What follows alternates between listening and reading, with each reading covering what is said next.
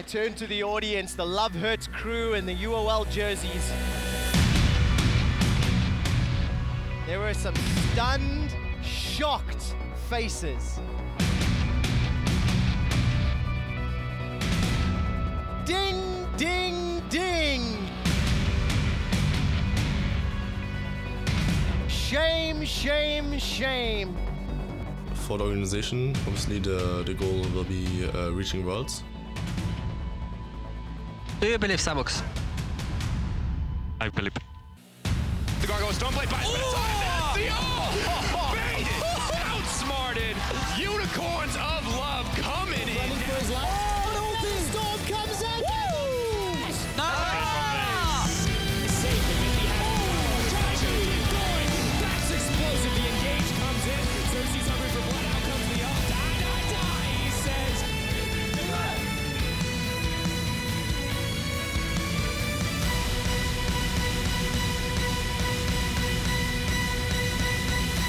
Steven? Huh?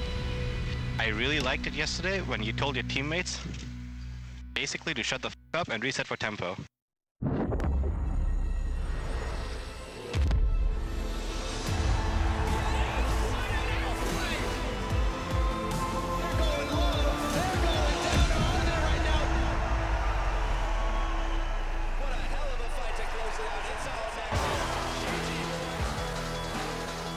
Welcome to Berlin for more action in the EU LCS Summer Split. G2, they took a hard hit when they went 1-5 against the NA LCS teams at Rift Rivals, but today they look to strike back as they go up against Splyce in our first series of the day. I am super hyped to see what these two teams can bring. I mean, Splyce, they have to take this opportunity to fight. Wunder's in the zone, he's getting ready, taking a little nap, and Perkz and Trashy still friends before the match, but absolute war when they hit the Rift Deficio in just a bit.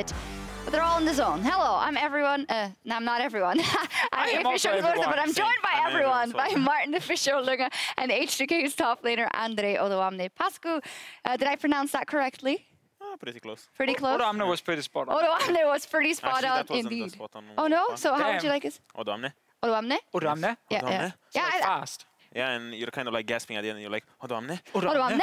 Yeah, right, we'll try and keep that up across the day. Casting. That's very hard when casting. Yesterday, we had to gasp when you were playing Odoamne because H2K versus Rakan was a staggering 2-0 victory. It was very, very impressive. Odo, how do you look back on your performance? I think we played. We kind of picked it up from what we performed the week before, because our early games against Misfits were kind of slow in the first and second game, and in the second game we kind of got stomped in the early game, but that doesn't really matter because we won. But overall, I think we managed to kind of put in on stage what we did in practice, focus on our early game and kind of fix off the indecisiveness that we had, and that just kind of went way better against Rocket.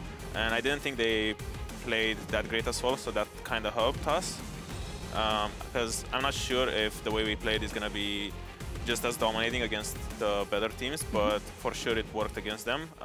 I think we can replicate it against the better teams, but not in this kind of stomping way. Yeah. Well, our question was kind of after seeing Rift Rivals, you know, obviously you're focusing on the early game was a personal goal, but we were wondering if there was anything that you tried to implement that you saw at Rift Rivals that worked from the NA teams that you thought you'd had to work on in that regard.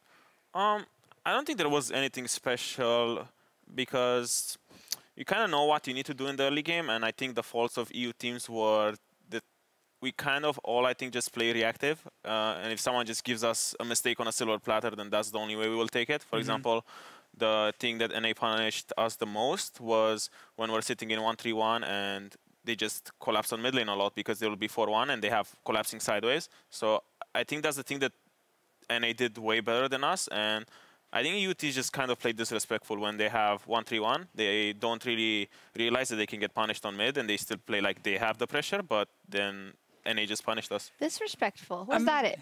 I mean, yeah, I mean, maybe part of it was disrespect, but I'm just so surprised that so few European teams before Rift Rivals were actually trying to play the same style as the North American teams, because almost every team did try and play 1-3-1. So few teams were drafting like strong engage and then try and go mid lane and make these fights happen in Europe, especially against like a Unicorns of Love or against a Fnatic. And that's why I was kind of surprised to see how easy it was for the North American teams to kind of abuse both those teams. Yeah, well, H2K, they had the right recipe yesterday, and you guys are #1 in Group B, increasing their lead over the Unicorns of Love at the top there. And today will be quite interesting as we will see kind of the teams we didn't get to see in the top regions of the EULCS. Misfits and Splyce go up against teams that are trying to rebound from Rift Rivals with the Unicorns of Love and G2. Yeah, that's the funny part. We get to watch G2 and Unicorns bounce back and maybe show some changes compared to Rift Rivals. We get to see Misfits and Splyce, two teams that I think everyone agrees they are, of course, like the top 6 teams, but I think very few people are looking at Misfits and Splyce as favorites to make the final. I think a lot more people will have Fnatic there, maybe G2 bouncing back, Unicorns, and even H2K. It seems that might make it further than Splyce and Misfits, which is a bit of a shame because especially Misfits have actually had some good games in here and some good early games, some very bad late games as well as we saw against H2K.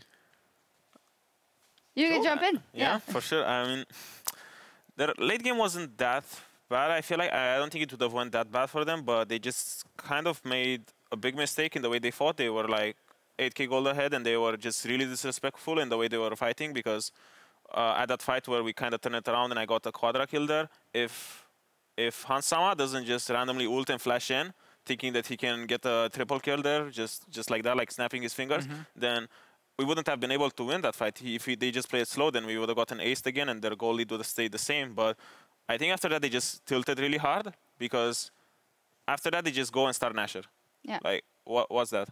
Like, why do you do that? So, well, that was what Jankos was saying as well. He said, I could see them trembling in their seats. We were running out of base, and then they're running out of base, and then they go to Nasher and start tanking it with their AD carry, and they start hitting it, and then after 3 seconds, their AD carry needs to base. And we're like, okay, these guys are just tilting beyond belief, you know? And then we got second Inferno, and then we were like, okay, these guys are just really tilted right now, so it's free game for us. Even though we were like still 5k goal behind, we were like, okay, this game's free because they're really tilting right now. Well, you know what our story was? It was all about Odoamne, obviously. It was, I mean, if it wasn't for the community, it was all about Odoamne. Well, if we look at the schedule today, Misfits, they will have another chance to get a victory. They're up versus the Unicorns of Love, which is kind of a throwback matchup with Power of Evil up against this X team, and the Unicorns of Love wanting to prove something, and G2 versus Splyce will be our first matchup today. So what is, if we're looking ahead, the main improvement we want to see from the Unicorns of Love, Deficio?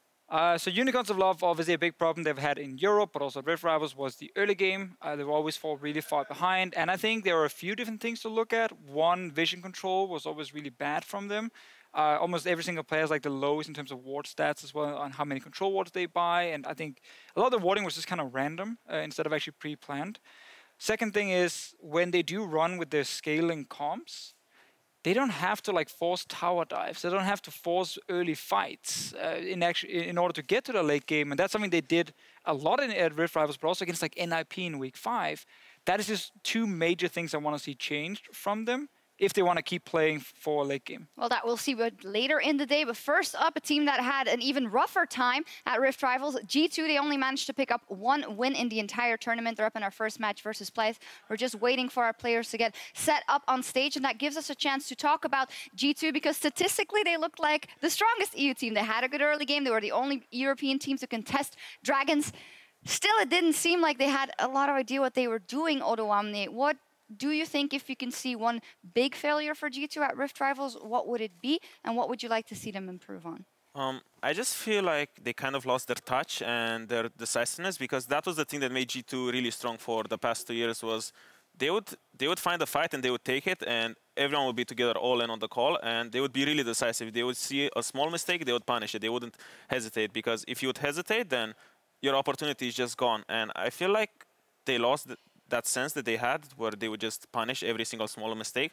And right now they're kind of more indecisive, I guess. And they're kind of struggling, I think, to kind of find their groove again, to kind of get back in the zone and be on the same form as before. I just feel like they are trying to find their identity again. And I think that's the biggest thing that's holding them back right now. I mean, we've seen that in a lot of different drafts they're going for. One game they're going for late game. The other game at Rift Rivals they went like full early game with like Elise Renekton. And the funny thing was they actually did win the early games when they went for those drafts, where they focused on the laning phase a lot. But then they completely forgot how to play the mid to late game. Think back to the C9 series where they were super far ahead in the early game. And then suddenly they completely abandoned any sort of vision setup around a Baron. And then they're just kind of walking around and then Perkz gets caught a few times by like Gragas engages from C9. And the game is super close.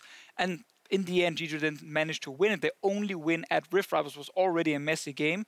And I really felt like the late game part was where they normally looked good in Europe. Like they really understood how to set up the map to then make this big fight that could actually win them the game. Yeah, it's a team that's struggling with the fundamentals, and I don't think that I've ever seen H2K in that position where you kind of lost track of kind of the entire thing. I feel you guys had different struggles, maybe late game objective throwing or this and that, but never really losing the fundamentals of the game. So where would you advise G2 to kind of start to rebuild to what they once were? We kind of had issues as well with our fundamentals because there's many. I think in playoffs against Fnatic, that's where we faltered because we just forgot how to play, pretty much. So we just lost track of all of our fundamentals because we kind of focused on more sophisticated stuff. You know, more advanced plays like getting vision and then diving. But then you get the vision and then when you go to the dive, you're like, oh, we just all died and failed the dive. So we kind of skipped some steps, but I think they should just go back to the basics, just scrap all these advanced plans of vision control and then the follow-up play and stuff, and just focus on the smaller plays first. Like for example, in the scenario I just said, you would start from the dive again and be like, how can you execute it properly, and then you move on to more macro aspects like the vision control and stuff. I think they just need to break it down into smaller plays and try to work from there, because if you stay on advanced plays, then it's just way too many things to work on, and all these tiny tidbits, they will just roll over you again. Well, the question is, how much time do they have, though? Yeah. I mean, they still have time because Rocket is losing right now, who's sitting under them in the standing. So as long as they make playoffs, it doesn't actually matter if they're first, second, or third in their group. I think if you make playoffs and you actually peak at playoffs, then G2 is, of course, good enough to make it all the way. Well, we're still waiting. We're hoping to see some improvement from them today. I did get a cue that the players are about ready. It won't be an easy return for G2. They're going up against Splyce in their first match of the day here. Quickshot and Vedius to tell you more. Thank you very much, Sjokz. Yes, Splyce, of course, they did lose 2-0 to Fnatic in their last series here on stage. But Vedius today, they're hoping to take down G2, who look to still be struggling. Yes, they did not have the best performances at Rift Rivals, but now they're going up against Splyce. This could be the beginning of their redemption, as Perkz did say. He's not planning on dropping a game. Well, he did say that a few weeks ago, and we haven't seen G2 return to form yet. Let's quickly run down the roster for G2 Esports. They will be starting on the red side. Splyce were the squad that picked blue, and of course, Analyst Desk talked a lot about what Perkz and Trick can maybe do to help right the ship. Of course, we can see Youngbuck on stage. They're busy chatting. And G2, we've heard a lot about their side. Let's turn our attention to Splyce, quickly run down the roster. Vedius and I are going to take a deeper dive on the Trashy and Sencux impact on the game. And these are the two that we'll see whether or not they can help Splyce pick up another win. Yes, really looking forward to seeing what they can bring out today. Had a very brief chat with Trash, who said, like, before, they were not proactive enough. Their drafts were not clean enough. But they have a lot of big goals that they want to try and rectify. They've gone away. They've had a week to prep. Now they're going to try and show off these big changes that they've made. I want to see what Splyce can do, because they lost their first series of the splits against H2K pretty handily. Then they won 4 in a row, where they took down the Unicorns of Love, the only team to do so. And let's look at the next few games that Splyce will be playing, because of course they have G2 Esports today. Then they play Ninjas in Pajamas next week, as well as Misfits. And technically speaking, Splyce with their 4-2 record, if they pick up a few more series wins here, they might be looking at second, maybe even first in their group. And this is a really good opportunity for Splyce to be able to catch up to both H2K and UOL, but also to demonstrate that it is them that belong in the top 4, because we heard the analysts at the start of the day talking about how right now it's always in consideration of H2K, Fnatic, G2, UOL. People think that G2 are going to get the bounce back, and Splyce and Misfits, they're never really considered to be true contenders for the final. But with the schedule that they have lined up in front of them, this is going to be a great opportunity to demonstrate that they could very well make their way there. Yeah, very, very exciting time for Splyce. After they took down Unicorns of Love, Trashy in the post-game interview, he talked about how Splyce, the team, the players in this split, they want to be seen as a threat. They want to be taken seriously, and the meta is shifting a little bit in their favor. Just to keep you guys updated, we are just a few minutes away from picks and bans. And I managed to bump into Trashy and Mithy, Zven backstage, as well as Trick. Everybody's in really good spirits. Everybody seems to be very energetic, very happy. Vedius, what will these good spirits translate to on the Rift? What are you going to be happy and in good spirits with in picks and bans? Well, that's one of the big question marks, because we don't actually know what G2's goal is coming into the second half of the split, right? Are they going to focus on trying to improve their early game? and then somehow turn that into a good late game back to what they used to be? Or is their focus still going to be on, we're a good scaling team, we have good communication? Are they just going to try and play safe in the early game and then have a higher priority on being the old G2 that they've had so much success with in Europe? I think that there's going to be a huge priority on Gragas. I think his flexibility and his jungle priority right now is extremely high, and I think that both these junglers have an extremely high value on him. So early game or late game, I think that champion's going to be big. All right, Gragas, let's see whether or not Trashy can get his hands on that champion. Whenever I think of Trashy, the signature champion in my mind is Gragas. And we had this discussion off air in prep for this week, and you sort of said, well, Rek'Sai also comes to mind when you think of Trashy. Yep.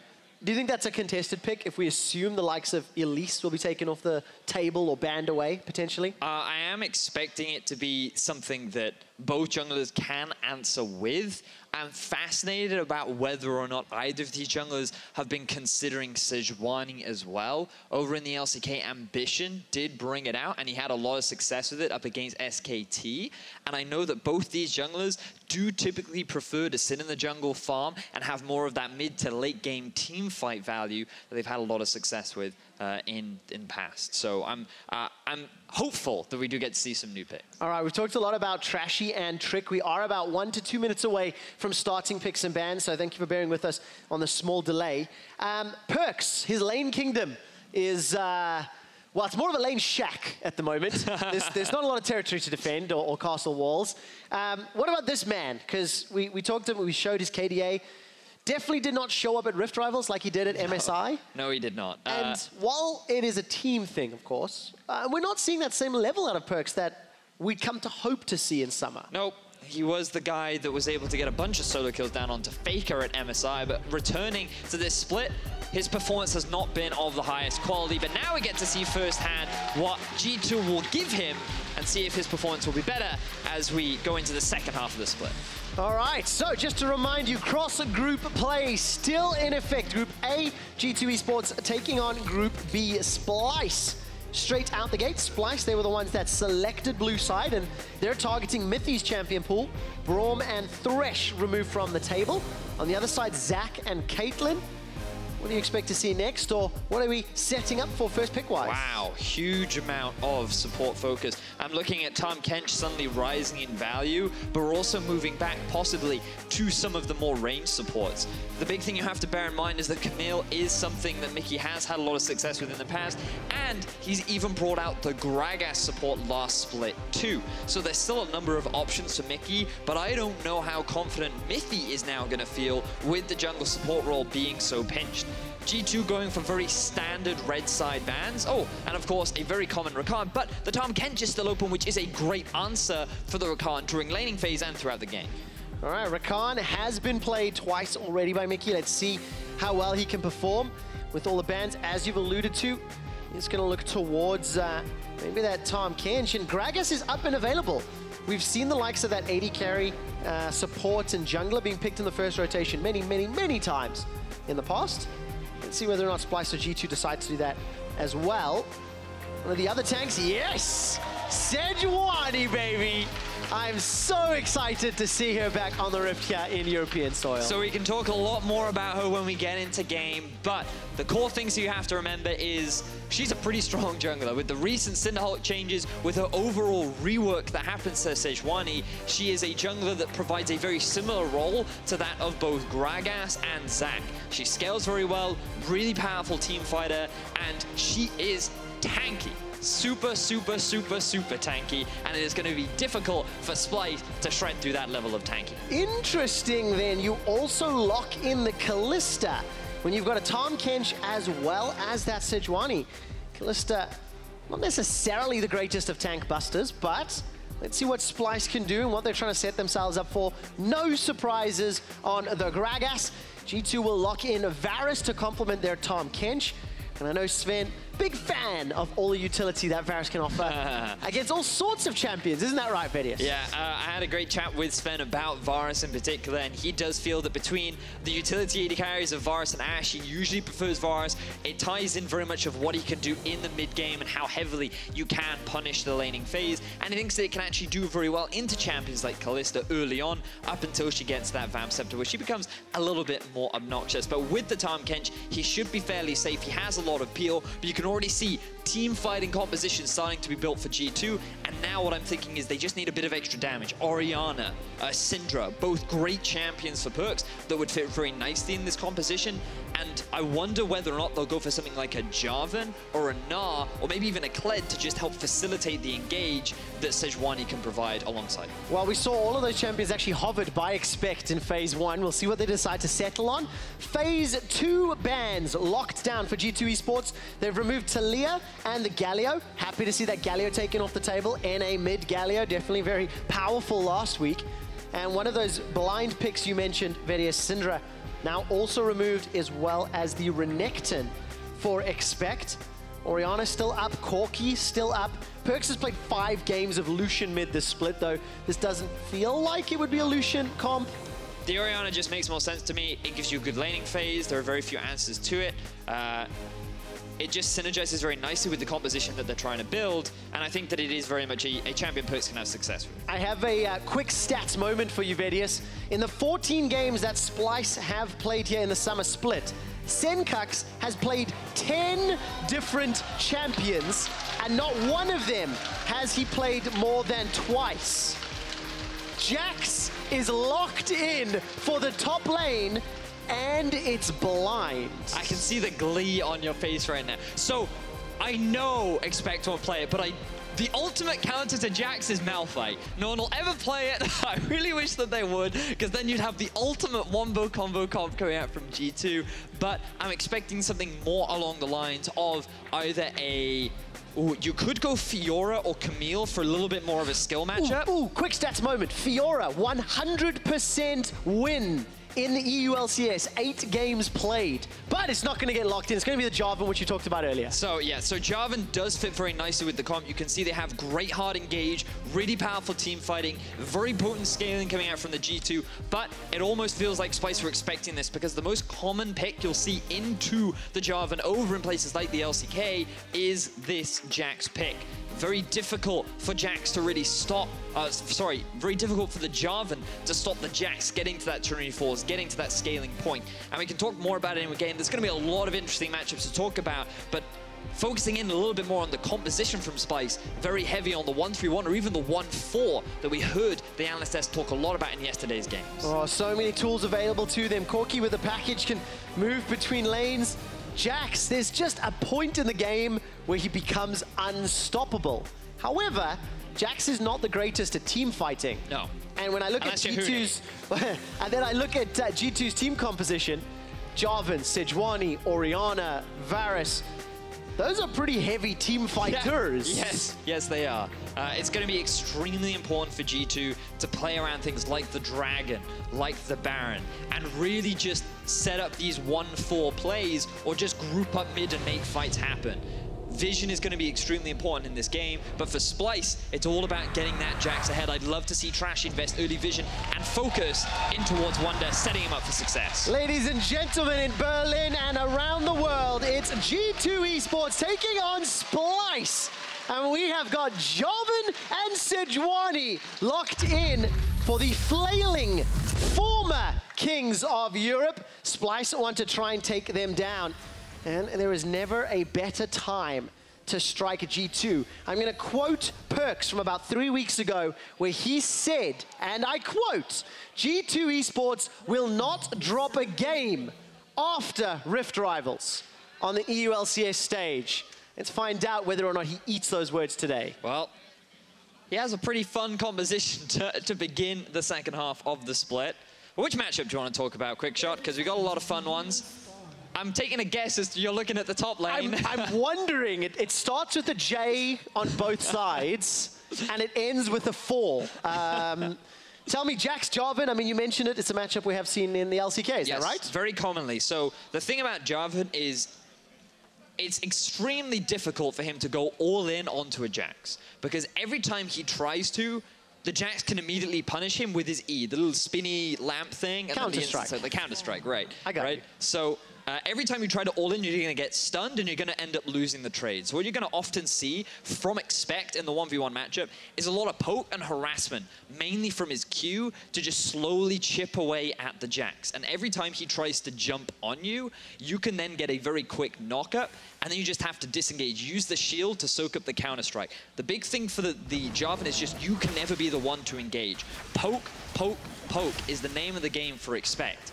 But that's just going to give a lot of freedom for Wunder, because he knows there's no real kill threat, to just farm away. And once he gets his Trinity Force, that's where things really start to get difficult for the Jarvan. Oh, Trinity Force for Sjokz. Power Spike. We do have a very brief pause. I'll give you an update once I hear exactly what transpires. Thank you for the in-depth review of the top lane. I'm interested to see whether or not Wunder can get ahead. Mid lane feels like it's going to be a bit of a snooze fest. Teleport Corki into an Orianna. Wow. Didn't notice that. That's why I told you, Vedius. I got you.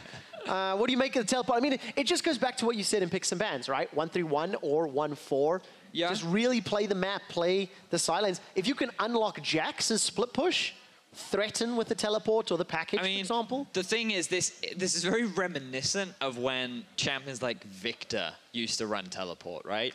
And yeah, okay, sure, you can send your mid lane mage, quote unquote, off onto a side lane, and then they have that ability to join the fight if they need to. But the problem with the teleport is, ideally, you want to be using it to set up a flank, to get a good position off, to then suddenly get a huge amount of damage off onto the enemy team. But on these mid-lane squishy mages, it's extremely difficult to do that. The only real value of that teleport is it brings you to the fight 4 seconds later.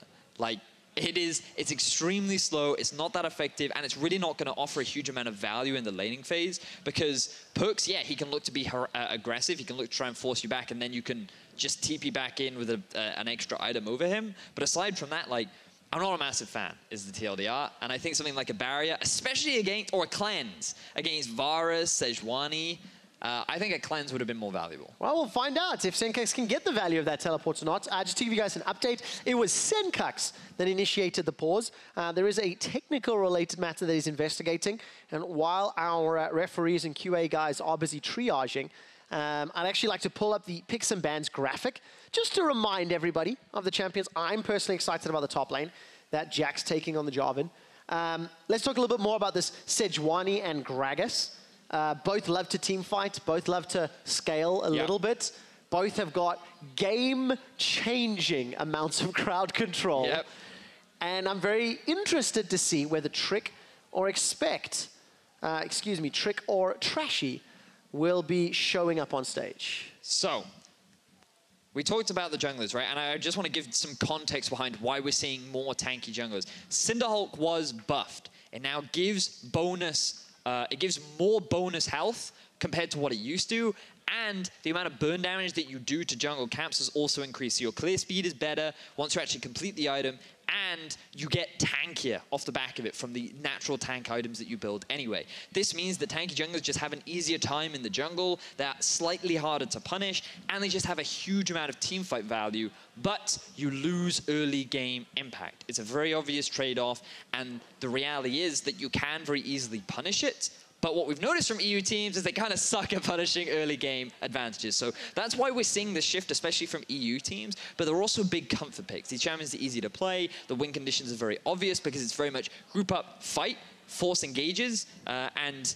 for these two in particular, I think it's super important that both Trashy and Trick have comfort champions that allow them to perform their best. Well, let's see how comfortable Trick is on the Sejuani. Ladies and gentlemen, we are bumping back into game, jumping back into game.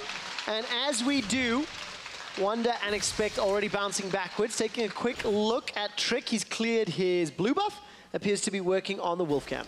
And I want to take this opportunity to talk about Sejuani because we actually haven't, I believe we haven't seen her in the European LCS since her rework. So there's a bunch of changes that have happened to her. And one of the things that a lot of people may not be aware of is all the different things in the kit. The big thing to note about jungle Sejuani in particular is how her passive works. She now gets passive armor as an all-in happens in bottom lane. Hold that thought. Mithy and Kobbe continue to jump. Ignite was thrown down by Mithy, by the way. Mithy's down to 200 HP. But Mikyx and Kobbe managed to back away. All right, so back to Sejuani and the passive and its interactions with monsters. So yeah, so the thing is, Sejuani gets passive armor and magic resistance, and when you get hit by an enemy champion, that then gets procced, so then you lose it after a few seconds. But it doesn't get procced by jungle monsters, which means that you have all these bonus resistances while you're just doing all this clear, and you actually have a huge amount of health as you go through the jungle. Combine that with the already very strong clear speed, means that you can have a very healthy jungler alongside Gragas, who's ready to set up some ganks earlier. And of course, you can actually see the skill set being demonstrated in the little picture-in-picture. This is confirmed the first Sejuani of Summer Split, and let's see whether or not Trick gives it 100% win or 100% loss, because at the moment, Trashy wants the Krugs. Makes his way in, resets the big one. Just a little bit of shenanigans as Trick is pretty low on HP, so he doesn't actually want this fight. And this is what you mentioned, Vedius, some of the early game weaknesses from Trick's Sejuani in the early game. So right now, Trashy is just taking advantage of the fact that Wunder's playing extremely forward onto expect, and he's taking advantage of that counter-strike. And I love the way in which Wunder is playing this. He knows he has a jungler nearby, he knows he can afford to just get into the face of expect, and it's just extremely difficult for Jarvan to really do anything. We talked a lot about it earlier on, and Trick is just constantly being zoned out of his jungle. So great early playmaking we're seeing from Wunder, being able to build himself a fairly significant early lead. And what I'm expecting him to do is probably go for a very early Sheen or a Phage, depending on whether he wants a little bit more health or he wants a bit more damage. All right, let's find out. Corrupting Potion as well as the Longsword. So Phage probably the name of the day for that one. Trashy's going to back away, and we'll see how that continues to play out. Both teleports used in the top lane. And the one lane we've not mentioned yet, because there's a lot of trading. Look at that, leap forward. Counter-strike into the Empower, then expect instantly returns the trade. The Golden Age just helped a little, albeit not a lot. And that's something you always have to be very careful of if you're the Jax in this matchup, because whenever you go onto the Jarvan and you've lost the counter-strike, that's your opportunity to trade back onto him. And you can actually see how much health Wunder has lost as a result of it. So you don't really need to actually do anything. You can just sit there and farm, and then every time the Jarvan goes onto you, you can punish him. But classic Wunder, he is a carry player, he likes to get a lead, and he's just trying to push as much of an advantage as he can. Yeah, let's see how well Wunder can continue to play. Plus 20 CS already, and I was trying to get to the fact that we've not looked at that mid lane. Perkz and Sencux just continue to trade, and our eyes are going to be on the ability to impact this game. Perkz, will he bounce back? He's had mediocre stats this summer. You can see his EU LCS averages all year long, slightly up, and then his Rift Rivals struggles. But we know the caliber that he can reach, right? His maximum potential. And if you talk to the guy, it's interesting because he's pretty confident in his own performances. I think that he knows he didn't have the best play during Rift Rivals, but also he had a new experience of what it's like to have enemy junglers literally sit in mid as we see another engaging bot. All right, those stats are, of course, just EU LCS Summer. Zven forced to flash. Pierce comes down. The Devour from Mithy buys a couple extra seconds. Kobbe gets away from the piercing arrow. Mithy's trying to get that tongue lash down. Zven, flash and heal used. Kobbe, though, had to do the same. So the great thing about this Kalista and Rakan bottom lane is how aggressive you can be in the early game. And one of the big things that Tahm Kench counters is your all-in setup, but that can be mitigated if you knock up both the AD carry and the support at the same time. There'll be a bit of back and forth training between the two junglers, but the big thing to praise here for what Mithy did is the moment Kobbe got eaten, Mithy went into tower range. He soaked up that tower shot so he didn't lose his AD carry's life. Yeah, very nicely done. Kobbe and Mithy playing very forward at themselves. A few CS. Keen. Oh. Still hate that. Splyce now setting up for the mid lane. Body slam flash comes out from Trashy. Perkz forced to flash and heal his way to safety. Not enough damage yet from Sencux despite having the Phage. And another, you know, Splyce, they were winning top lane plus 20 CS. Aggressive in the bot lane. Damn it.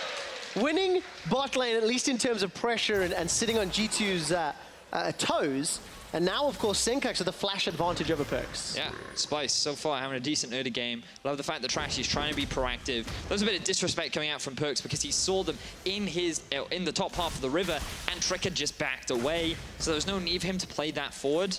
and as a result, he ends up getting punished for it. And this ties back to what we were talking about, right? This guy has not had the best performances at Rift Rivals. He really was highly pressured. Now that his flash and healer down on that Orianna, you're just asking to be ganked again by either a roaming Wunder or a level 6 Gragas. Yeah, Trashy's going to be very close to level 6. We'll see how quickly he manages to secure that.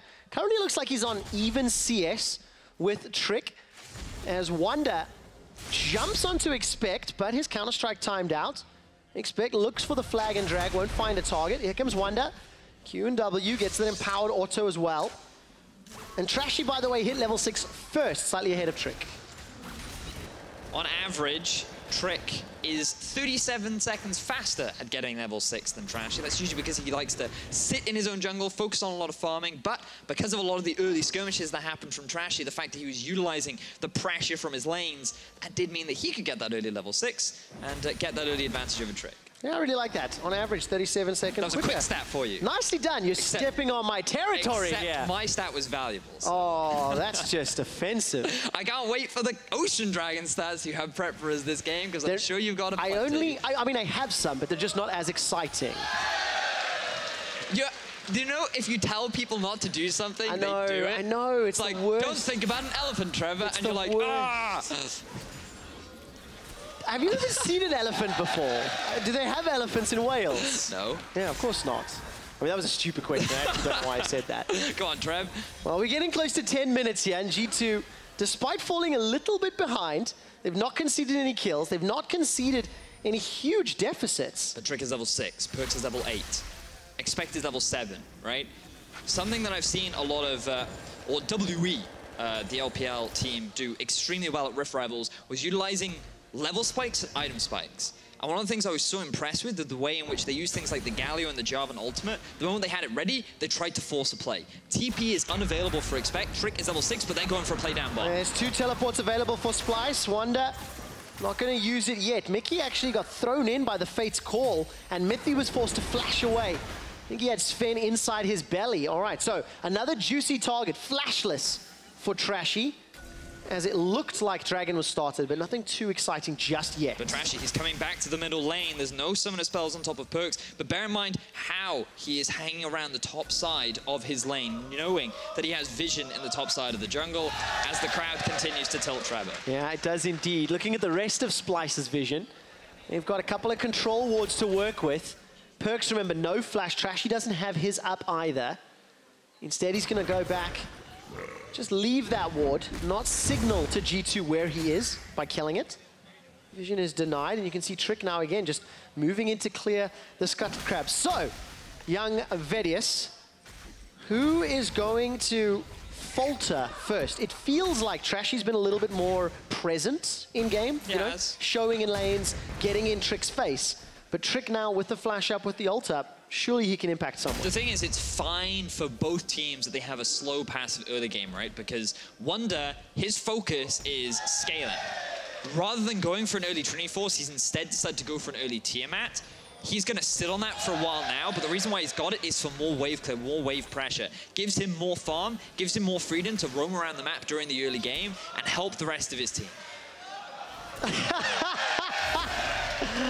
Oh, he did that on purpose. He did, yes, he did that on purpose, knowing full well that this crowd would get baited. Oh, Mithy, ever the troll. What do you mean troll? His job is to clear wards, Trevor. So right now, Wunder, he has the pressure advantage up top, utilizing that team. Yeah, but to go back to what we were talking about earlier, this is fine for both teams, because Wunder, he's ramping up just fine, but G2, they're scaling to their team fight point. They want to get an item completed under their belt, maybe even 2. They're waiting for the 25-minute mark.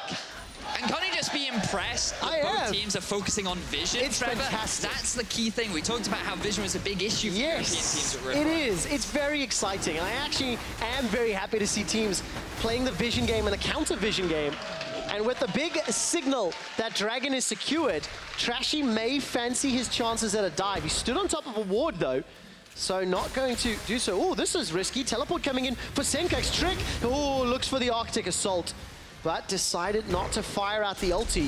Expect though, flags and drags, gets a couple autos down with that martial cadence, onto Trashy, flash cataclysm, support coming in for G2. Here comes Tricky, dashes on that Poro, but Poro's a big girl and she's not moving that quickly yet. Expect to even use this flash to trade it for that of Trashy's. This is a very big deal during the early game because it's extremely difficult for Trashy to really set up any kind of early play without that flash available. All right, you talked about Trashy. Let's look at some of his stats as we approach 15 minutes. Kills plus assists, he's sitting 5th in the league. His KDA, decent, 4.2. Got himself, 4th in the league. His goal difference is 11th because of Llama Bear. Llama Bear being subbed by Amazing, both of whom technically have a higher goal difference at 15. But that's just Splyce, right? They're not really win lane, win game kind of squad. But it also just makes you wonder kind of what Trashy is doing. And the kind of sad thing is this has been such a big question for Trashy for a very long time. Many times we've wondered, is he investing all of his early time ganking? Well, no, because that's not really the play style of Splyce. Is he investing a lot of his early game trying to set up wards? Well, I mean, sort of, but not really. Like, there's not a huge amount of focus on trying to control the early game vision. And he doesn't spend the rest of his early game farming. And so you have to wonder where all this gold's coming from. And it's just because he spends so much time, like, sitting in lanes trying to find a gank opportunity. And we saw it top lane. Think about how long he just sat in that brush trying to make a gank happen top. Think about how long he spent sitting mid lane trying to set up a gank onto Perkz. A lot of his time is just sitting and waiting. So what you could say is it's suboptimal. Suboptimal. We'll see whether or not Trashy can make the late game impact work.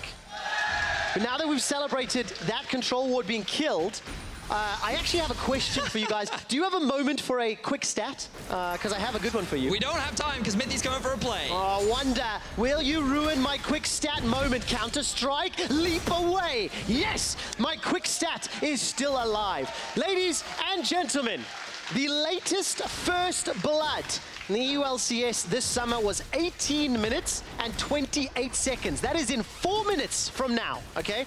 And it was Roccat picking up first blood against G2. Let's see if G2 can beat that record and survive for longer. That's what we're looking for as the tower trade went down. So this is a very common thing that you will see with many bot lanes that realize they're losing during the laning phase. And it's because they realize, look, we can't win this 2v2, our tower's gonna go down eventually. Rather than just sit here and wait for it to die and maybe get dived, let's swap to the other side of the map, get a tower at the very least, trade it, maybe we can even get that first tower blood, and then we open up the map more, we give a little bit more freedom for our bottom lane to get more farm and not really lose out in that 2v2 setup. And looking at some of the itemization, Ninja Tab I picked up for Zven, as well as that Blade of the Rune King. And it was a Tiamat first, actually, as well as Ninja Tab for Wunder. Yeah. One of the trading, of course, going back and forth on to Expect. Not actually going for that Trinity Force rush yet, so slightly different builds. So I expected to, like, the early Tiamat isn't too unconventional because it just gives that extra bit of wave clear, but typically you will see a Trinity Force followed shortly after. It looks like that he might very well be rushing the Titanic Hydra. Alternatively, he has a few options on where he could go from there and things like the Sterix Gauge if he wants to be a little bit tanky, but I would be surprised. Instead, he has now moved down to the bottom lane. More farm will be sent into his pocket. And both teams still playing towards their win condition. Very much Splyce, they want to play around the Jax, whereas G2, they're ramping up, getting ready for that full-on 5v5. Oh, let's see whether or not Splyce can set up their 1-3-1 or their 1-4 and prevent all of the initiation. But holy crap, good luck preventing Tahm, Kench, Sejuani, and Jarvan from engaging on you. Yep. Because, of course, Mithy can gobble up, trick Sejuani, or expects J4 and really get in your face. I wonder if we can actually, I don't think we can track it live, but we'll have to ask the stats team for how many wards were killed by the end of this game, because it's just like, wards have lives too, you know? No, they don't. They have hit points. Inanimate objects. Trevor, do not give them personalities. It's going to make it harder to kill them, all right?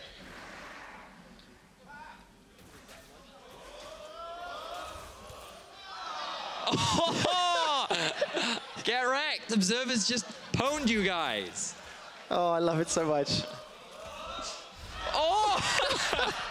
This is actually something that has happened a few times in the past. By the way, 1828, guys, 1828. That is the summer split record for the latest First Blood. We're a minute and a half away from breaking that. The actual annual record for EU LCS is 28 minutes and 22 seconds. Oh, that was the Now, Vitality Misfits game. I don't care what the audience wants, but I want that record to be broken because I love a good quick stat record-breaking day in the EU LCS, Vedius. You and your quick stats. So, Infernal Drake is next on the boards. Oh, that means a team fight, doesn't it? That, I hope so. But Splyce recognized that the team fight of G2 is really strong, so they might completely avoid it. The Titanic Hydra has been done. Now build Trinity Force Wonder. I'd love to see it. I think it's a really good item on Jax. I think it gives him absolutely everything that he can need as wards continue to be killed. Oh, Infernal Drake is alive. Both teams setting up. They have 25 seconds before the summer split record is broken. First blood might be the latest of summer. Keep your eyes on that clock as the tension builds. Expect sends out the Demacian standard. Manages to help out the team. 10 seconds. The knockup comes in. First blood not going to be picked up yet. Dragon is secured. Stolen away by Splyce. Cataclysm comes down. Not yet. It's going to be a new record. First blood will get picked up by Perkz. A second kill by Zven, and G2 have found 3. A massive teamfight win for G2, but the action's not over yet as Mithy goes in. Kobbe manages to dash away before Perkz shuts him down. Splyce get Dragon, G2 get the kills. Splyce tried to force a fight at the Infernal Drake. They don't want to give it away for free. They feel like that they're in a good enough position to try and challenge G2. But the point of this comp for G2 is to fight you. The positioning of Perkz and Zven was perfect. G2 and Expect soaked up so much of the damage that it was guaranteed to go in the favor of G2. They get the 4-0, and they break a new LCS record. Crucially, it is the latest first blood of the summer split. By 2.5 seconds. And this is how it's set up. Let's have a look. So you can see here, right now, there are no wards in the pit for Splyce. Trashy, he wants to go towards the Baron. I feel like at this point, Splyce, they just commit on trying to get the top tower and the mid tower. Give away the Drake. Instead, Mikyx goes in with no real follow-up. The 3 frontline members of Splyce are now focusing Trick and Expect, and look at the backline of Kobbe and Sencux. They have to deal with Mithy, while Perkz and Zven can just go deal with the frontline. Now there's no one left to protect the other members of Splyce, and they are forced to just run away. They had so many other options available. Splyce, they could have gone for the mid-tier 1. They could have also taken the tier 1 in the top lane, but instead, they try to challenge G2, and G2 punished them. Absolutely did. I also just caught the back end of that flash after the flag and drag from Expect. Just exquisite mechanical ability there. And this means G2 Esports come out ahead. They're 2,000 gold up. There's a jump onto Perkz in the mid lane. Glacial Fisher comes out, rather. The prison locking down. Nobody's dead yet. There goes the Devour coming out. Expectant Trick running for their lives. Cataclysm comes down. More knockups in the air. Shockwave catches onto Kobbe. You can't be doing that. Here comes Wunder. Counter-strike and flash. Wunder gets his first of the game. That Titanic Hydra doing the damage. Leap into Empower. Counter-strike's not available yet. Wunder sidesteps the knockup before Sencux is unable to pick up the kill. Shooting down those rockets, and G2, they win the fight 2-for-1. And the whole initial setup looked extremely promising for Splyce. They found a great pick onto Perkz. They were about to shut him down and punish him for trying to face check a brush that he had no vision on. But the Tahm Kench comes in for the save. Mithy buys enough time, and then we get this brawl back and forth. Neither team really poised and ready to go for the fight. But it ends up being a 1-for-1 overall. No real advantages gained either side. And it's both mid laners now just clearing out the wave. Yeah, G2 managed to pick up that secondary kill at the back end of the fight. Maintain the gold lead, maintain the control, but Perkz just really good survival instinct here. So you can see he flashes out the way, and then he puts his ball in. He actually has vision, and he just doesn't respect the engaged potential of Mikyx. Mithy then there to help keep him alive, and then Trick and Jarvan just soaking up a lot of the damage. Mikyx with a really good knockup to deny a lot of the engagement coming out from G2, but with Trick out the way, Perkz not really being able to get involved in the fight. The fact that Kobbe slightly oversteps allows him to get that kill. Wunder then, he joins the fray, he's able to help out, and I think that Splyce, they just get a little bit too overzealous here, trying to dive down onto Zven. as another fight appears to be kicking off. And just super quickly, something we mentioned in Bix and Bands, Kalista, not the greatest of tank killers. Yeah. Saw how many spears were lodged in Trick's backside. The Rend didn't do a lot. It's going to take a long, long time for Kobbe to burst through that HP or work through that HP with the Kalista. Now, to be fair, Splyce's team comp can work very well if they split up. Maybe they don't need the 5v5s if they can unlock Jax. He's working towards that Trinity Force now. 23 minutes in, Chain of Corruption manages to tag. Wunder goes all the way forward, dodges a lot of autos. You can't dodge a shockwave. The quickness comes out from Mithy and he looks to escape. Valkyrie from Sencux buys some time. He's forced to flash into the Raptor pit. Mithy continues to get chased down. Expector's already used the Cataclysm. And Mithy knows how to use the Blast Cone as he escapes to safety. Really solid thing there from Mithy. Notice how he anti-cancelled the actual knockup using his Q so that he could then trigger the Blast Cone even faster. But regardless, Wunder is dead. No flash available for Sencux. G2 have all 5 members and have full vision control around the river. Splyce, if they want to contest, they'll have to face check. For G2, they don't want to go for the risk.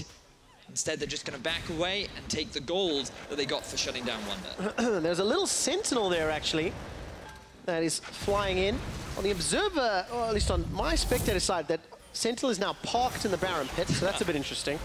But looking back at how this play started, the actual engagement initially went onto Trashy, but then the root followed up onto Wunder, locking him in place. And while the on-hit effects won't apply, while he does have his counter-strike up, leave it long enough, and then you're able to shut him down. As we do see, I'm going to name her Delilah, is now stuck inside the Baron pit. Yeah, Delilah, she be chilling. We've let our QA team know about it. Will she be free, though? Don't know. Look at the minimap. Trick is coming in to surround Wunder. You might be a mighty duck, but I don't think you can duck this fight, especially not with an Abyssal Voyage. Mithy's going to try to make his way in. Tongue Lash is dodged. Oh, Wunder. A little bit of the BM there, proving me wrong because he did duck the fight and get out with his life. A bit of a communication breakdown there because Trick, he looked like he was coming in, immediately disengages as the ultimate from Mithy shows itself in the bottom lane. I feel like G2, they were a little bit afraid of Splyce rushing down the Baron, so they didn't want to commit down onto trying to kill Wunder. Well, very clever. Glacial Prison comes down. Shockwave comes out as well. Sencux still manages to escape. Mithy buys some time thanks to the quickness. Barrel from Trashy splits up G2. Devour kept Trick alive for a few seconds and expect. Looking, the flag, the drag. Manages to Cataclysm to safety. That puts Wunder back in the pit. G2 Esports get their 8th kill of the game. And Splyce are starting to get pushed around the map. And you can see G2 looking much more like their former selves, knowing when to group up, feeling confident to try and just dive down onto this mid lane. And you're seeing the strength of champions like Sejuani, the ease of which you have to just force these fights is so strong. Throw the ulti out, force Sencux out of the fray almost immediately, and then as the rest of Splyce tried to come in to help out the rest of their teammates, G2 are just turning on them one at a time, through the vast amount of damage that they have with this 5-man squad. It's just so interesting that even after constant fights like these, Vedius, G2 are still only 3,000 gold ahead. It's relatively close when you consider it's 26 minutes in. You have to give a lot of respect to Splyce, the way in which they're constantly disengaging. It's very difficult for Splyce to hard commit because they're always aware of the Jarvan coming in from the flank. And unfortunately for Wunder, he just overstayed a little bit too long. They did have a tower advantage there too, otherwise that could have gone a lot worse for Splyce. Oh, Mithy, good dash away. Perkz' Shockwave doesn't find a target. It's only 1 tower to 1. Wunder with no teleport available. He's cleared out the bottom wave. And that will keep the bottom outer turret out. And that's what I was mentioning a moment or two ago. 2 items being completed pretty much across the board. Black Cleaver and Titanic for Expect, Ludens, Morello, as well as a Haunting Guys for Perkz. So he's starting to scale up. Phantom Dancer for Zven. I think it's a great item when you think how many people are going to be jumping onto him in these team fights. And let's see whether or not G2 can keep finding initiation opportunities, because if they can, that's how their team comp wins. I'm a little surprised that Perkz would go for the Haunting Guys plus the Loon's Echo. Usually if you're Orianna, your third item either wants to be a Void Staff or a Death Cap, because that's when a lot of parties start to get a fair amount of magic resistance. But his burst is going to be a little bit less for a slightly earlier power spike, and sure, he'll hit pretty hard now, but he really just want to make sure he gets those later game value items fairly soon. Well, we'll see what he decides to do. We did see that Sentinel quickly flying in and out of the Baron pit. Just to confirm with you guys, it was a visual bug for Delilah. Was that what you called her earlier? I did call her Delilah. It was just on the spectator side. Our technical guys backstage. And the reason why I called her Delilah is because in my head I was thinking, why won't you move out of the Baron pits? Why, Delilah? Well, why? Our teams are fighting around it now. Trick and Trashy.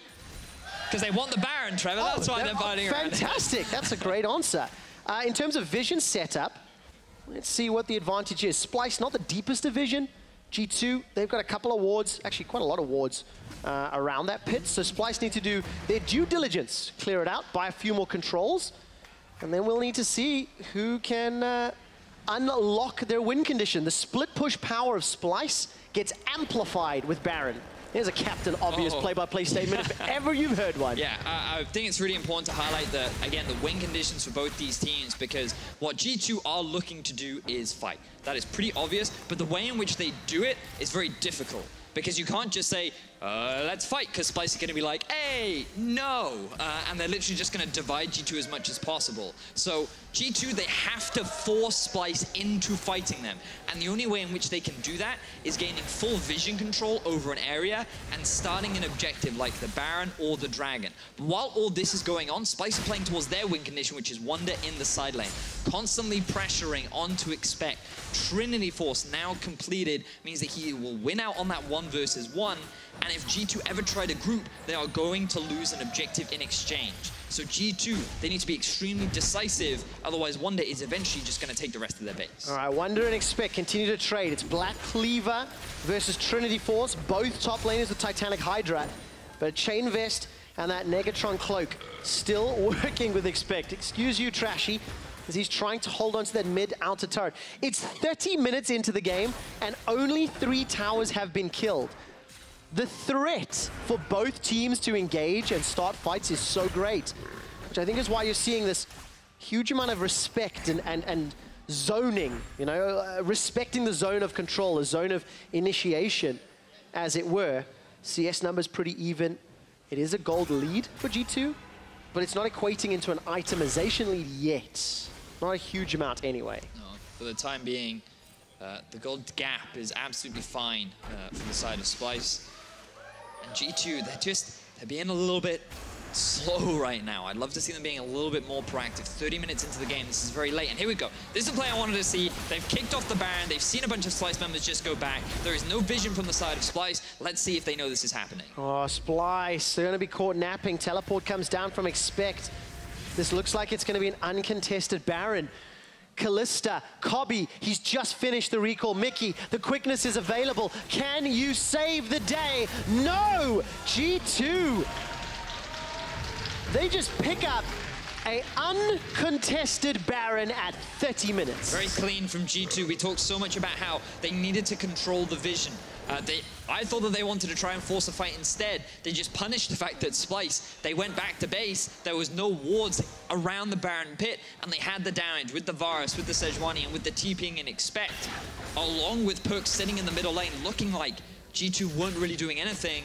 That results in them getting the Baron. Now they need to use it. Group mid, they need to set up Sidewave up in the top lane, make sure that's slow pushing in their favor. Send Jarvan down into the bottom lane to keep Jax there, and then get vision around this bottom half of the jungle so it's easier for him to rotate between the lanes and make it easier for G2 to start a fight. Oh, that's just an unforgivable mistake from Splyce, and just great recognition from G2.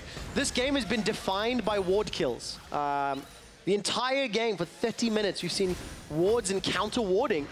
And G2 just, they gleaned more information from that, realizing they could punish Splyce. Okay, so Splyce now needs to defend.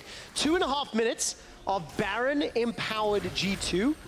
A team that has a 5,000 gold lead, and Sencux has got the package picked up and an Infinity Edge. Phantom Dancer completed for Kobbe as well with the Hurricane Blade of the Rune King. So there are some huge items power spikes on the side of Splyce that have just been hit. Yes, there certainly have been. That Infinity Edge is going to be a big deal for Sencux. Kobbe, he will too be doing a fair amount of damage. I am just concerned as to how easily he will be able to shred through this front line of G2. As you rightly said, Kalista kind of falls off as the game progresses, but now we have both members grouped up in the middle lane. Zven not quite there yet. Splyce might try and force something. All right, Trick, he's got the Glacial Prison available to him. That bowler could be the bowler of death for Splyce. Outer mid turret falls. Mikyx sitting on the back end. The quickness and flash available to him. Wunder's making his way up, and there's a lot of potential teleport wards. Wunder, what can you do? Well, he's going to try and go for a flank, which I think is extremely risky. Right now, there's enough wave clear on the side of Splyce so they can just keep G2 in the middle lane, and he can continue to push bot. He has the TP available. And instead, they're going to go for the Cloud Drake, and that's just going to give a window for G2 to run it down mid. They will do indeed. Trick is going to have the help of Zven and Perkz. Gets a couple attacks. Inner mid turret is going to fall. The Cloud Drake, by the way, not secured by Wunder. He didn't commit to it. There's still a minute of Baron buff enabled, and G2 are now setting their sights on the inhibitor turrets. Trashy gets a body slam onto Trick. Where's the explosive cast? There's the Fate's Call. Two-man knockup. Look at the barrel from Trashy. G2 are on the retreat, but Sven's not dead. Trashy forced to flash for his life. Trick with the Ren stacks. Not going to be killed yet. So many Ren stacks. Not enough to get popped. Kobbe takes a huge chunk of damage from Perkz. He's sent packing. Sencux throwing out the spatulas from Earth. Fires out the missile barrage. Continues to chase. Valks forward into a command attack. And nobody dies. How does nobody die in that fight?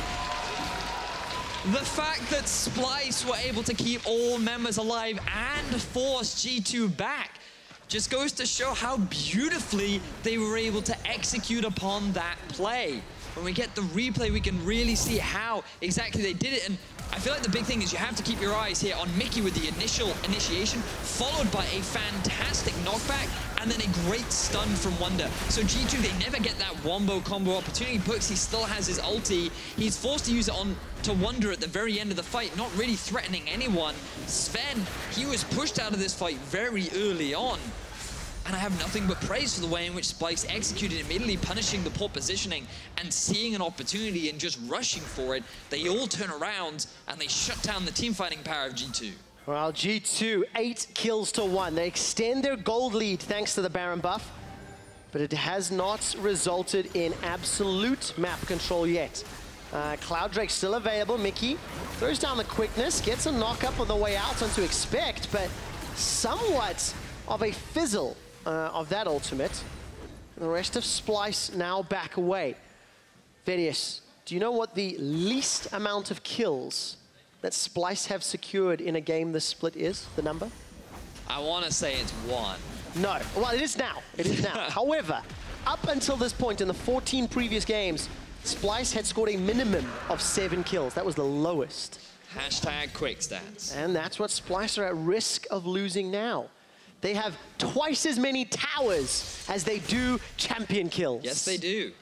And it's only 2, which is not great. G2, they've had full control of the majority of this game, and now they're continuing to extend that lead by taking down the tier 2 down in the bottom.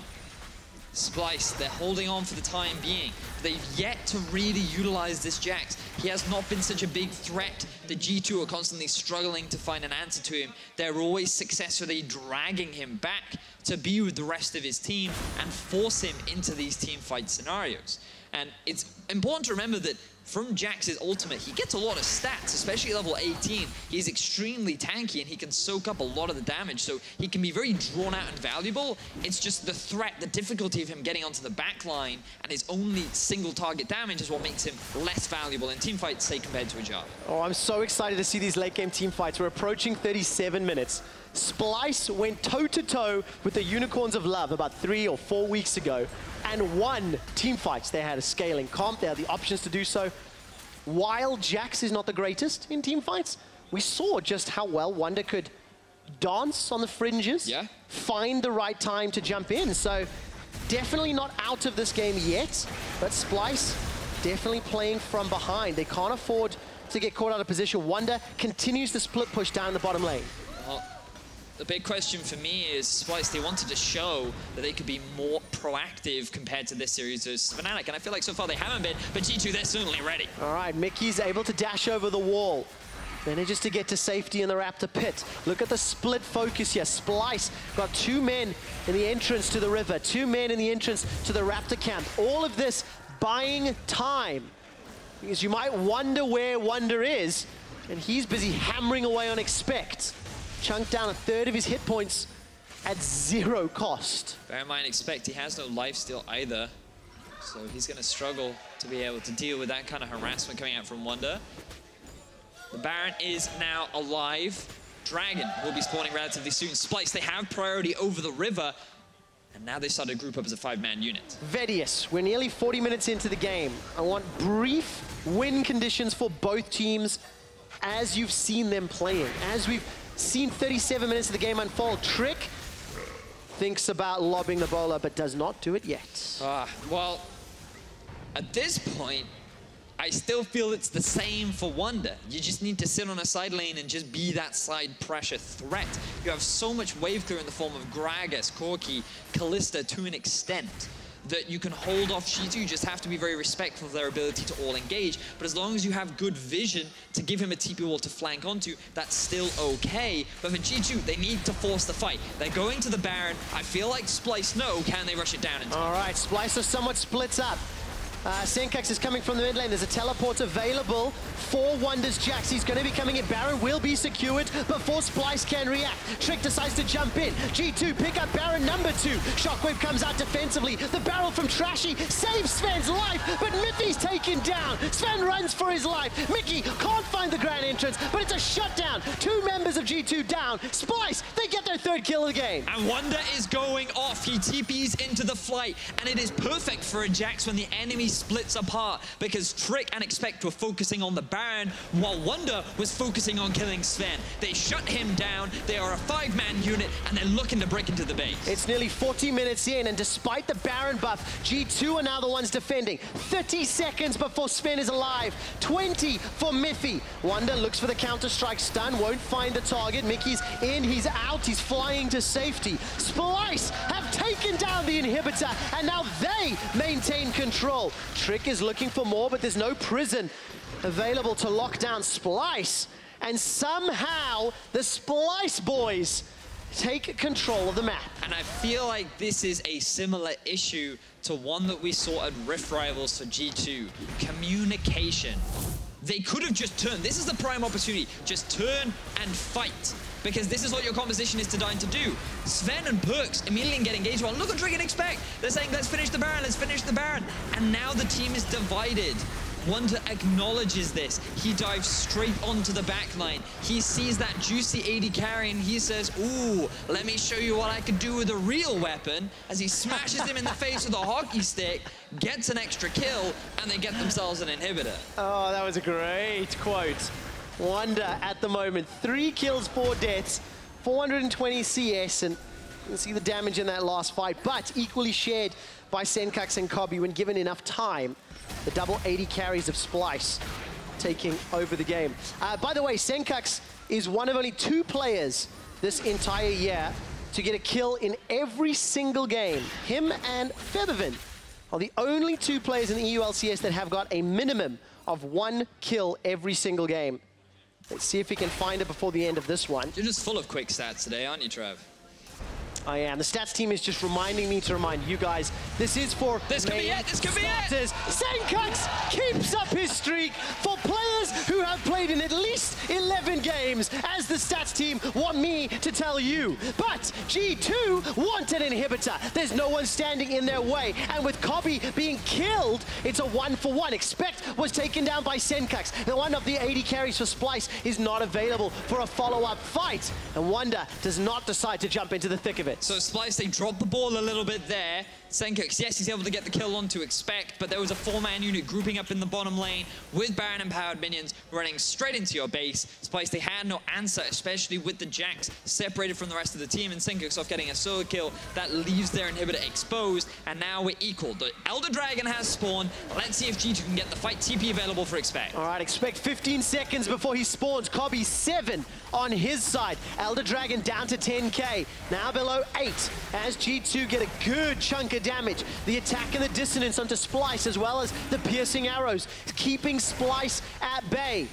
Rocket Barrage comes down from Sencux. He's trying to zone them away. Trick, where's the Glacial Prison? Not available to use yet. Splyce maintaining some control. Expect, by the way, teleport is available Kobbe's for him, arrived. and Kobbe's joined the fight. Okay, 3k HP. This could be a smite fight. Trashy, he's hanging around. They now have Dragon, and here comes the engage. The quickness comes down. Charms onto Zven. Teleport comes out. G2 get the Elder Dragon. They get the damage buff. Expect has got Cataclysm available to him. Not using it yet. Barrel from Trashy buys some time. But there's a teleport. Oh, interrupted. No! Sencux is in the base. The race is on. Sencux takes tower number 1. There's an inhibitor. They're trying to recall. They're trying to recall, but Sencux is going for the end. There's nobody there to stop it yet. G2 can start the recall. 7 seconds on the clock. Sven Can he do comes it? up. The Nexus turrets are starting to fall. Sencux needs to try back away. There's going to be members of G2 barreling into the base. Sencux decides to commit. Here comes Expect. There's the Valkyrie away. Sencux is down. The rest of G2, have they just won the game? G2, they're able to stop the back door. Sven says, this is not MSI. We are not losing this game. And they're going to take game 1 in the series. G2 Esports ace Splyce. It was crazy and it was chaotic in the mid game, but G2 bounce back and pick up game 1 in the best of 3.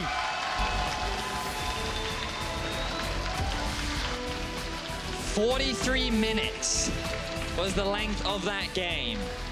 We definitely went full late game, that's for sure.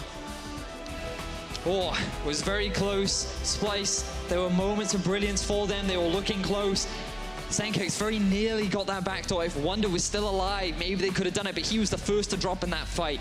Great smite from Trick to secure that Elder Dragon. Then turn it into a massive team fight, which G2 were able to win. And then they were able to close out the game, but that was by far not clean from G2. That was not good League of Legends. They definitely... Oh, it was entertaining though. It was, but the biggest concern I have is that G2 is still playing very similar to their old style, right? Very much in the late game, very much more towards the scaling styles where they play slower early games. And Splyce, they weren't able to properly punish that early game because they were going for scaling themselves. Yes. They wanted to play the side lane, but very rarely did we ever see Wunder become that big side lane threat. He wasn't a tower threat. No. It felt like every time Wunder got near that inner turret on the bottom lane, because I don't remember pushing a lot on the top lane, Expect was there to sort of wave clear and try to keep him at bay. Jax never got fully unlocked on the map. It was, and also G2, they've already got a lot of the good fights that they wanted. There were one hero there, but then that Baron fight could have very easily gone wrong for this. Latest first blood of the summer split. Least kills for Splyce all summer long, and that means G2, they take the lead 1-0. Let's send it to the Analyst for more.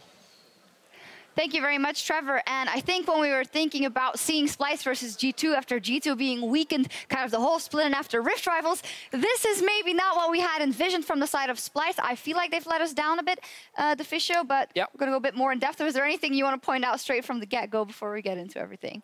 I mean, in the end, the game was actually fun because there was a lot of late game fights, but we talked a lot about it here on the desk. Splyce really misplayed their comp in many different ways. You know, you never really got proper split pushing with double TP, and very few engages happening in their favor as well. And that's just something when you draft this kind of style, you have to be able to execute. Well, obviously, when you see a Jax, you think it's going to be split push. He's going to be up in this lanes 1v1ing, and it started really well. Also, 20 CS up by 10 minutes, by 6 minutes rather, over his counterpart in Jarvan. And I want you to kind of talk me through the Jax versus Jarvan lane matchup. Expect got very far behind. What would you have liked to see leveled? How would you have liked to see that played for Expect not to get so far behind?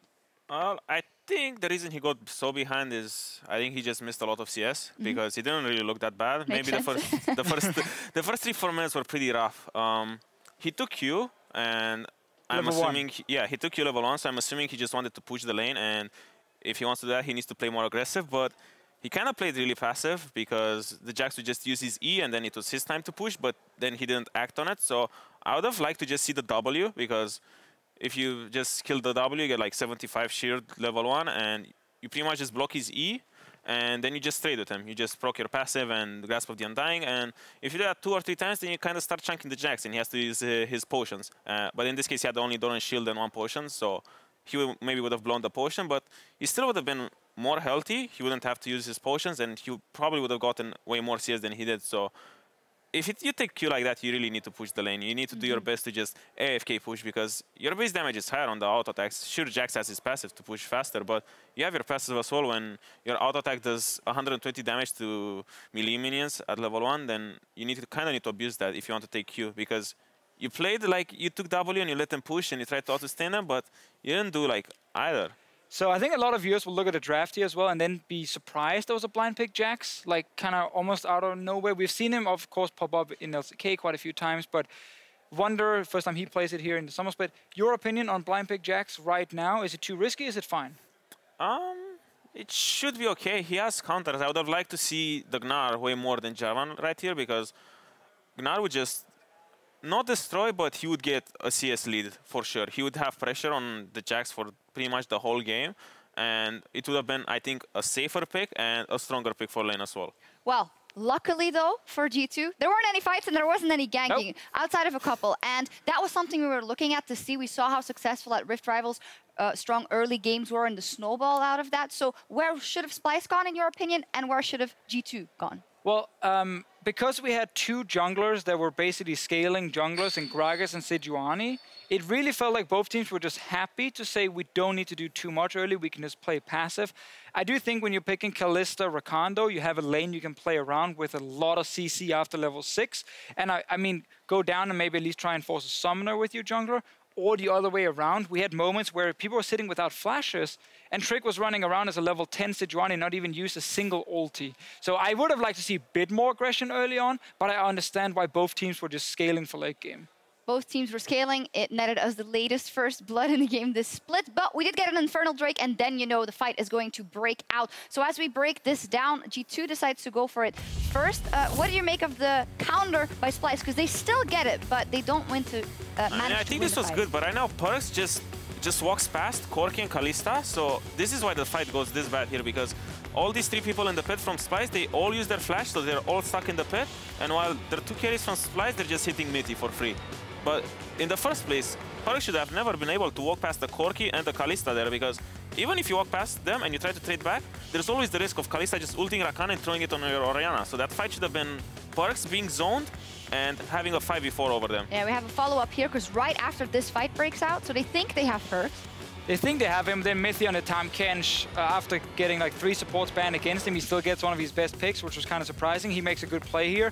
And then suddenly another fight is happening where Kobbe this time gets caught. Wunder even tries to join in, you know, gets the 1 kill, but then will actually end up falling after. And we've had now 2 fights in a row where Splyce, if you are taking that fight with the Jax, like, you have to win the fight then, because now Jax kind of lost his value as a split pusher for a while, because Jarvan got like 1 kill and 4 assists in these fights here, and he could actually hold the Jax until at least we had Trinity Force completed, and made it hard for Wunder to do a whole lot. Yeah, that was a big question, of course. If you have this Jax, do you not want a team fight at all, or did Splyce still had a good enough comp to team fight?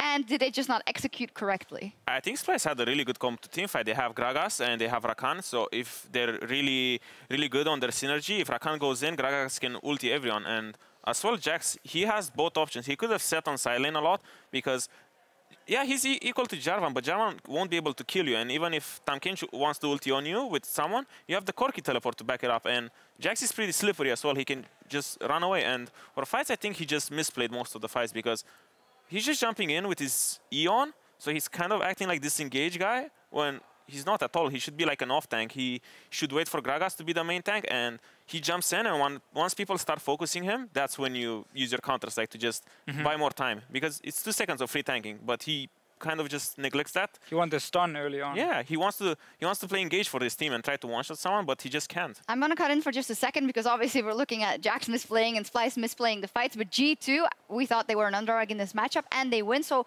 was their team fighting just better overall, their decision-making? Because all I saw was mid-fights, to be honest. I mean, the first Dragon fight was obviously pretty heavily in their favor, because Perkz was allowed to just kind of walk in, and then they had good target selection with the front line first. They didn't have to do that much macro outside of that good Baron call. That's kind of why it was a weird game in that sense, where we kind of hoping to see G2 show up and then look like more clean, but we can't expect that to happen already, because they've been so bad basically for 4 or 5 weeks.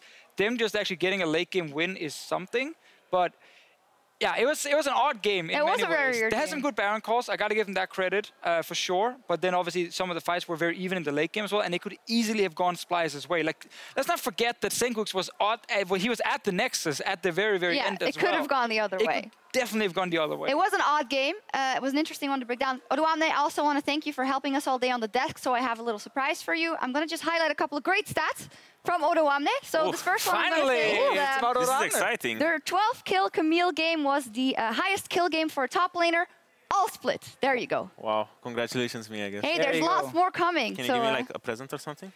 This pen is now this pen. yours. Oh, he's going to ask that back. He likes that pen. Anyway, we're I'll going to give it move back to on. G2 got the win in game 1. We'll see if they can close out the series when we come back.